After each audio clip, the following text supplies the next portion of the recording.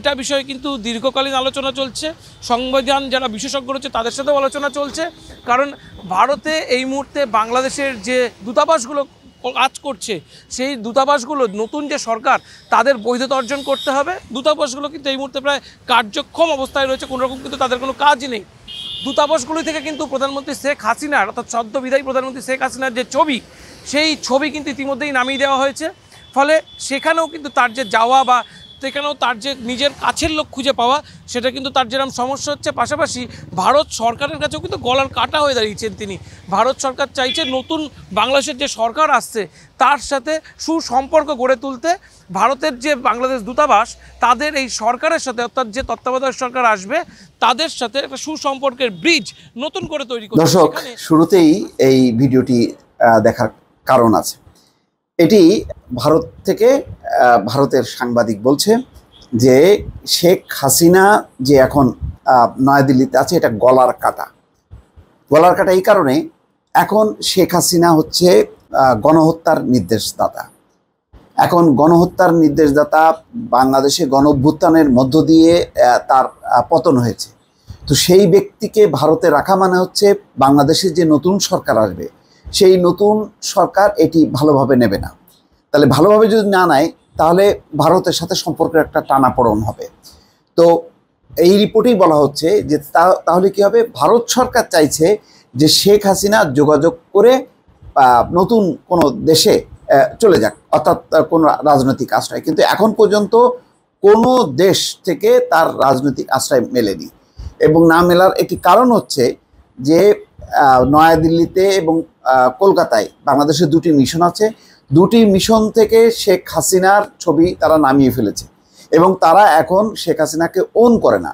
ফলে শেখ হাসিনাও তাদের সাথে যোগাযোগ করতে পারছে না বা তারা অ্যাভয়েড করছে। এমনকি এই রিপোর্টে বলা হচ্ছে যে শেখ হাসিনা নয়াদিল্লিতে কোথায় আছে সেটি ভারতীয় কর্তৃপক্ষ বলছে না। প্রথমে চিন্তা করা হয়েছিল এবং শেখ হাসিনা নিজেও চাইছিলেন কলকাতায় তিনি থাকবেন, কিন্তু পরে ভারত সরকার দেখেছে যে কলকাতায় যে পরিমাণ ক্ষোভ বিক্ষোভ হয়েছে তাতে মানুষ তার অবস্থান যখন নাকি জানবে যে শেখ হাসিনা অমুক জায়গায় আছে তাহলে সেখানে বিপুল বিক্ষোভ হবে। সেই কারণে তাকে নয়াদিল্লিতে এনেছে এবং নয়াদিল্লিতে যে কোথায় আছে সেটা এখন পর্যন্ত গণমাধ্যম কর্মীরা সহ অন্য বাকি কেউ জানতে পারছে না। এমন একটা সেফ জোনে, বলা হচ্ছে একটা সেফ জোনে, অর্থাৎ একটা গৃহ অন্তরীণ অবস্থার মধ্যে আছে। এবং ভারত চাইছে যে শেখ হাসিনা খুব দ্রুত বেগে এই ভারত ত্যাগ করুক, কেননা ভারতের এখন মূল লক্ষ্য হচ্ছে নতুন যে সরকার আসবে সেই সরকারের সাথে একটা সুসম্পর্ক গড়ে তোলা। সেই সম্পর্ক গড়ে তোলার ক্ষেত্রে শেখ হাসিনা যাতে বাধা হয়ে না দাঁড়ায়, অর্থাৎ নতুন সরকার স্বাভাবিকভাবেই এটি ভালোভাবে নেবে না। যার বিরুদ্ধে গণহত্যার অভিযোগ, যার একটি বিচারের সম্মুখীন হওয়ার কথা দেশে এবং বিদেশে, তাকে ভারত আশ্রয় দিয়ে রেখেছে, এটা নতুন বাংলাদেশের নতুন সরকার কোনোভাবে ভালোভাবে নেবে না। এটা ভারত ভালোভাবে অনুধাবন করতে পেরেছে। এই কারণেই বলা হচ্ছে যে শেখ হাসিনা এখন ভারতের গলার কাটা হয়ে দাঁড়িয়েছে। দর্শক, এই হচ্ছে পরিণতি। তার 15টা বছর শাসন টিকিয়ে রাখার জন্য সে ভারতের কে কি দেয়নি, কি করেনি এবং কি ধরনের নতজানু আচরণ। 1 মাসের মধ্যে 2 দফা গেছে সে ভারতে। প্রথম দফায় হচ্ছে মোদির শপথ অনুষ্ঠানে, দ্বিতীয় দফায় তার কয়েকদিন পরে আবার গেছে হচ্ছে রাষ্ট্রীয় সফরে। এই ধরনের মানে নতজানু একটা নীতি, ভারতমুখী একটা নীতি, যে নীতির কারণে দেশের মানুষ মনে করে যে বাংলাদেশের মান সম্মান শেখ হাসিনা ভারতের কাছে একেবারে ভুলুণ্ঠিত করেছে।